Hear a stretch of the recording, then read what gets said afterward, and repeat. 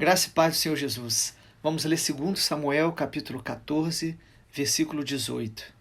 Então o rei disse à mulher: Não me encubra nada do que vou lhe perguntar. A mulher respondeu: Pois fale o rei, meu senhor. O rei perguntou: Não é verdade que a mão de Joabe está com você em tudo isto? Ela respondeu: Juro pela sua vida, ó rei, meu senhor, que ninguém poderá se desviar nem para a direita nem para a esquerda de tudo que o rei meu senhor tem dito. Sim, foi o seu servo Joabe quem me deu ordem, e foi ele quem ditou a essa sua serva todas essas palavras. Foi para mudar o aspecto deste caso que o seu servo Joabe fez isto. Porém o meu senhor é tão sábio como um anjo de Deus para entender tudo o que se passa na terra. Então o rei disse a Joabe: Atendi ao seu pedido. Vá e traga o jovem Absalão. Joabe se inclinou, prostrou-se em terra, abençoou o rei e disse: Hoje reconheço que obtive favor aos seus olhos, ó rei, meu senhor, porque o rei fez segundo a palavra do seu servo. Então Joabe se levantou, foi a Gessur e trouxe Absalão a Jerusalém. Mas o rei disse: Que ele volte para sua casa e não veja a minha face. Assim Absalão voltou para sua casa e não viu a face do rei. Em todo Israel não havia homem tão celebrado por sua beleza como Absalão. Desde a planta do pé até o alto da cabeça, não havia nele defeito algum. Quando cortava o cabelo, e isso se fazia no fim de cada ano, porque o cabelo lhe ficava pesado demais, o seu peso era de mais de 2 quilos, segundo o peso real. Também nasceram a Absalão 3 filhos e uma filha. A filha se chamava Tamar e era uma mulher muito bonita. Absalão ficou 2 anos em Jerusalém sem ver a face do rei. Então mandou chamar Joabe para o enviar ao rei, mas Joabe não quis vir. Mandou chamá-lo segunda vez, mas Joabe ainda não quis vir. Então Absalão disse aos seus servos: Vejam, Joabe tem um pedaço de campo pegado ao meu, e tem cevada nele. Vão lá e ponham fogo. E os servos de Absalão meteram fogo nesse pedaço de campo. Então Joabe se levantou, foi à casa de Absalão e lhe disse: Por que os seus servos meteram fogo no pedaço de campo que é meu? Absalão respondeu: Mandei chamá-lo, dizendo: Venha cá, para que o envie ao rei para dizer o seguinte: Para que vim de Gessur? Melhor seria ter ficado lá. Agora quero ver o rei. Se há em mim alguma culpa, que ele me mate. Então Joabe foi ao rei e lhe entregou a mensagem de Absalão. O rei chamou Absalão, e este se apresentou diante dele e inclinou-se sobre o rosto em terra, e o rei o beijou. O capítulo 14 de 2 Samuel, essa segunda parte que nós lemos, fala sobre o retorno de Absalão para Jerusalém. 3 anos tinham se passado e a gente percebe que Davi tinha superado o luto de Amnon. E Absalão queria voltar para Jerusalém. A gente pode olhar isso como uma tentativa de aproximação do seu pai, mas a gente percebe nesse retorno de Jerusalém que Absalão não estava arrependido. Ele apenas queria se aproximar do seu pai, os seus interesses eram interesses ainda movidos por uma ferida, movidos por um orgulho ferido.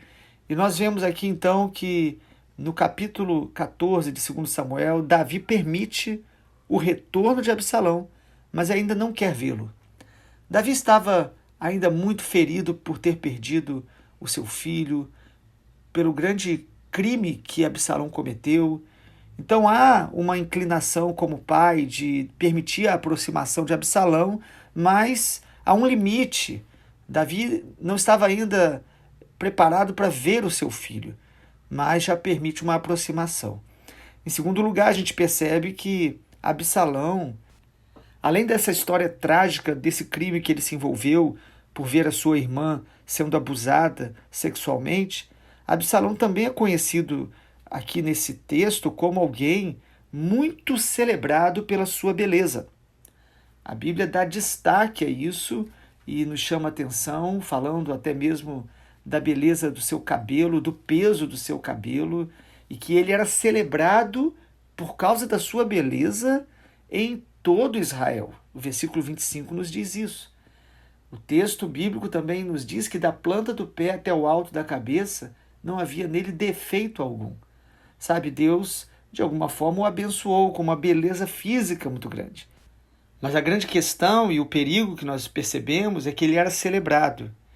E toda celebração de virtudes nossas, sejam virtudes de capacidade intelectual, de beleza física, de carisma, nós precisamos tomar muito cuidado para que isso não se torne vaidade, narcisismo e este amor pela celebração dos homens.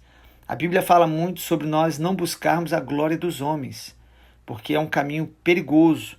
Percebemos então que Absalão, ele, além da sua vaidade, além da ferida, tinham pessoas ao seu redor que estavam ali de alguma forma aplaudindo a sua beleza física de maneira perigosa.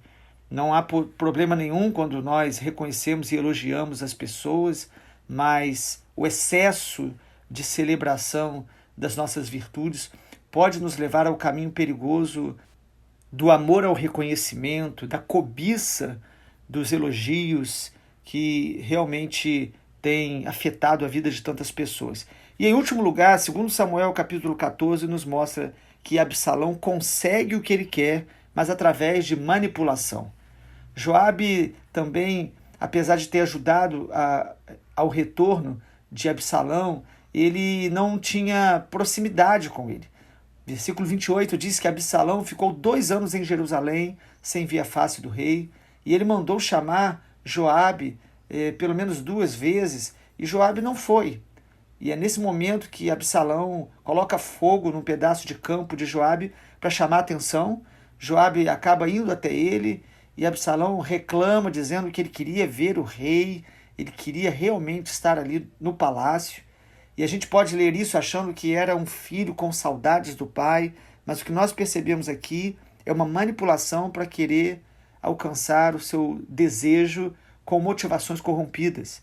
Então Absalão consegue o que ele quer por manipulação, mas não há, em nenhum momento, humildade, arrependimento. Não percebemos em Absalão nenhum tipo de reconhecimento de seus erros, amor pelo seu pai. Pelo contrário, nós conhecemos a história e sabemos que o que Absalão está mostrando é que a ferida contra o seu pai não estava ainda resolvida. E ele se aproxima de Davi.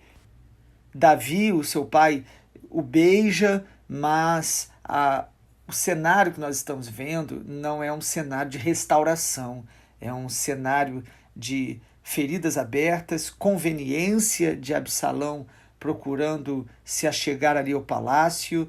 E como nós podemos aprender nesse texto? Não basta nos aproximar das pessoas que nos feriram, não basta alcançarmos o que a gente quer, às vezes por meios e por manipulações humanas. O que realmente Deus quer é tratar o nosso coração.